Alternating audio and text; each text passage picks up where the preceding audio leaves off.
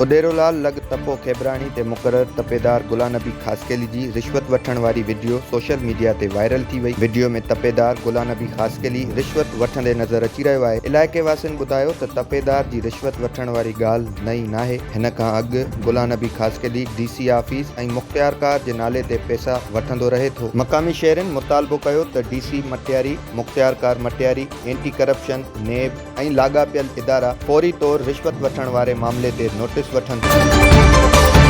नवाबशाह लॻ बांधीअ जे ॻोठ मौलाबख्श जमाली जे नौजवान अल्ताफ़ जमाली पंहिंजी अमड़ शाज़िया ऐं ॿियनि घर भातियुनि सां गॾिजी नवाबशाह प्रेस क्लब में प्रेस कॉन्फ्रेंस कंदे चयो त असांजे मरूम नाने मोहम्मद हसन जमाली जी 20 एकड़ खां वधीक ज़मीन आहे, जंहिं जा क़ानूनी हक़दार 4 भाइर ऐं 4 भेनरूं आहिनि। ॿियनि सभिनी हिसेदारनि खे पंहिंजे हिसे जी ज़मीन मिली वई आहे, पर मुंहिंजी अमड़ ऐं मुंहिंजी मासीअ खे उन्हनि जे हिसे जी ज़मीन नाहे मिली। संदन भाइर मुंहिंजा मामा ज़मीन ते कब्ज़ो करे वेठा आहिनि। मामनि असां ख़िलाफ़ अदालत में केस दाख़िल कयो, पर अदालत केस कूड़ो करार ॾेई ख़ारिज करे छॾियो आहे। हुननि सिंध हुकूमत, चीफ सेक्रेटरी ऐं ॿियनि आला इख्तियारनि खां मुतालबो कयो त खेनि संदन हिसे जी ज़मीन ॾियारे इंसाफ़ फराहम कयो वञे।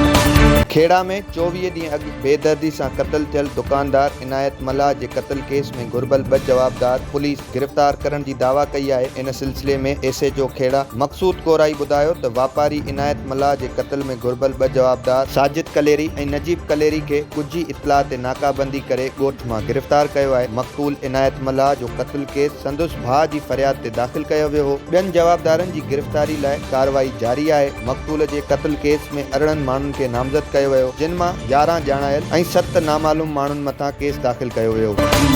दोदापुर जे ताजूदेरो थाणे जी हद में ॻोठ अफ़ज़ल बिरोई अंदरि प्लाट जी मामूली ॻाल्हि तां 2 भाइरनि में झेड़ो थी पियो। झेड़े खे ख़तम करण लाइ आयल भाॼाई खे संदुसि ॾेर कुआड़ी सां हमलो करे क़त्ल करे छॾियो। झेड़े दौरान मसमात हुस्ना ख़ातून क़त्ल थी वई, जॾहिं त संदुसि मुड़ुस सख़्त ज़ख़्मी थी पियो। इतला ते पुलिस वाक़े वारे हंधि पहुची वई। मक़तूला जो लाश पुलिस तहवील में वठण बाद पोस्टमार्टम लाइ अस्पताल रवानो करे छॾियो, जॾहिं त संदुसि ज़ख़्मी मुड़ुस खे तिबी इमदाद लाइ अस्पताल मुंतक़िल कयो वियो आहे। ठकराटो जे आबादगारनि मुबारकपुर माइनर, बम्बली माइनर ऐं लठ माइनर में पाणी जी खोट ख़िलाफ़ मेन चौक ते एहतजाजी मुज़ाहिरो कंदे आपाशी खाते ख़िलाफ़ सख़्त नारेबाज़ी कई। मुज़ाहिरे जे अॻवान सरवरी शहज़ाद राजड़, अब्दुल रशीद भट्टी, शोबान राजड़ ऐं ॿियनि चयो त ठकराटो जी 3 माइनर शाखुनि में पाणी जी खोट आहे, जंहिं सबबि वणनि जो फसल सुकी सड़ी रहियो आहे। बाअसर ज़मींदारनि रिश्वत एवज़ SDO आपाशी खे ख़रीद करे वरितो आहे, जंहिं जी मदद सां शाखुनि में लिफ्ट मशीन लॻाए पाणी चोरी कयो पियो वञे। उन्हनि सूबाई वज़ीर ऐं चूंडियल नुमाइंदनि खां मुतालबो कयो त ठकराटू जे वाहन ऐं शाखुनि में पाणी छोड़ कयो वञे।